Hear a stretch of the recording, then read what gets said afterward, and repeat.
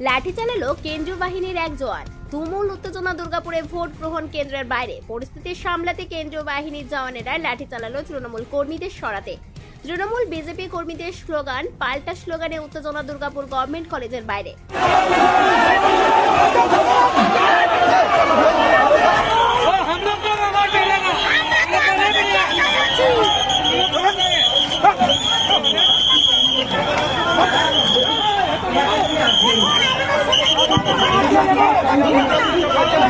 অশান্তির আবহ তৈরি করছে বিজেপি, অভিযোগ তৃণমূল কর্মীদের।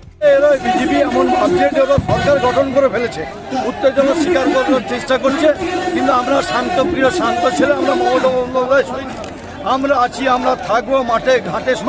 ভয় নেই মা।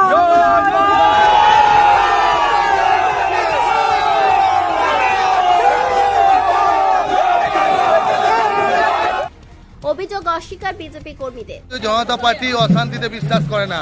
আজকে যে গণতন্ত্রের রায় তৃণমূল মানতে পারছে না, জনগণের রায় তৃণমূল মানতে পারছে না। আজকে আমরা যে জায়গায় রয়েছি 192টা সিট আসন আমরা জিতে জায়গায় রয়েছি। আর সেই আসন তৃণমূল থাকলে 21-এ কি হয়েছিল, কি সন্ত্রাস করেছিল, সেই সন্ত্রাসের কাছে আমরা তার ধারে কাছে আমরা নেই। আমরা নিজেদের মধ্যে আনন্দ উৎসব করছি, দেখে নিতে পারেন এখানে। আর তৃণমূলের ক্যাম্প ওই দিকে রয়েছে। তৃণমূল যেরকম চরিত্র, যে সন্ত্রাস, যে অশান্তি করেছে, সেই অশান্তি ভয় করছে নিজেরা মনে মনে, এর বেশি কিছু নয়। আমরা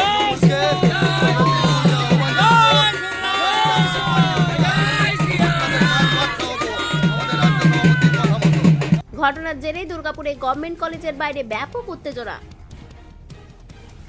দুর্গাপুর থেকে অনুরাধা সেনগুপ্তর রিপোর্ট, খাঁটি খবর।